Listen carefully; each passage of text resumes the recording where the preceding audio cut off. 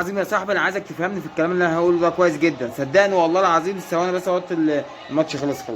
صدقني والله العظيم يا صاحبي انا مش جاي اتريق عليك ايها الزملكاوي العزيز على قلبي، ايها البليله، والله بجد مش جاي اتريق عليك. ما عنديش مشكله ان انت كنت تكسب المقاولين النهارده خالص، والله بجد.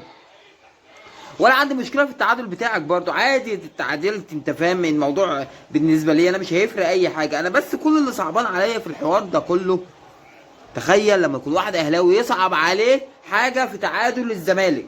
ايه بقى اللي صعب عليا النهارده، او ايه النهارده الحاجه اللي استفزتني بجد؟ انا كنت قربت اعيط بجد، صدقني. ثق في كلامي والله ما بتريق، صدقني. انا مش بتريق ولا جاي احفل عليك. انا مش جاي احفل عليك، انت اساسا فيك اللي مكفيك ايها البليل، ايها الزمالك، معلش الزملكاوي. انت فيك اللي مكفيك، انت مش مستاهل، مش مستاهل، مش مستحمل اي تريقه خالص. انا مقدر الكلام ده كويس، ولكن اسوريو، كابتن اسوريو، مستر اسوريو، المدرب العظيم اللي ما جاش زيه ولا هيجي زيه صدقني. بكائه، او ان هو النهارده بعد هدف مصطفى شلبي يعيط، حاجه بالنسبه لي انا ما كانتش مفهومه. انا ما كنتش فاهمها.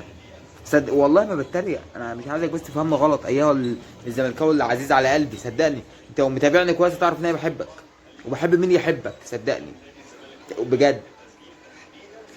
انا اللي صعب عليا او اللي ما كنتش فاهمه في الاول، اسوريو وبكاء اسوريو. يعني انت بتعيط ليه يا اسوريو؟ يعني انت بتدي رساله للجمهور بايه؟ انت كسبان، المفروض انت تفرح تهيص.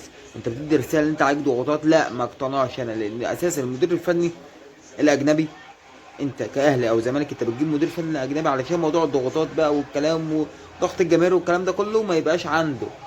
مدير فني اجنبي مش عارف حد وبتاع، وما يهموش اي حاجه في الدنيا غير ان هو ايه، يعمل لنفسه اسم ويعمل لنفسه فلوس، ويعني انت فاهم، بيحسبوها واحد زائد واحد يساوي اتنين. لكن بقى الضغوط وبكاء ودموع والكلام ده ما فهمتهاش غير ان انت عايز تكسب تعاطف الجمهور، اللي هو يعني مش فاهم، يعني مش فاهم. صعب عليا اكتر بقى لما المقاولين تعادل في اخر لحظات. كانت حاجه صعبه بجد والله. يعني انت دموعك دي والكلام، هو انت فركش. طب وبعدين؟ انت كنت عارف، كان قلبك حاسس صح؟ كان قلبك حاسس ان معقوله هيتعادل. انا معقوله كده هكسب؟ انا بخسر من ارتا سولار وبتعادل مع بيراميدز، هاجي النهارده بقى هكسب ازاي يعني؟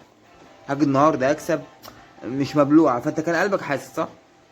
يا ابن اللعيبه، تصدق دي كانت رايحه عن بالي. على العموم هارد لك، مش عارف انا هقول هارد لك كم مره للزمالك الموسم ده، ولكن هارد لك.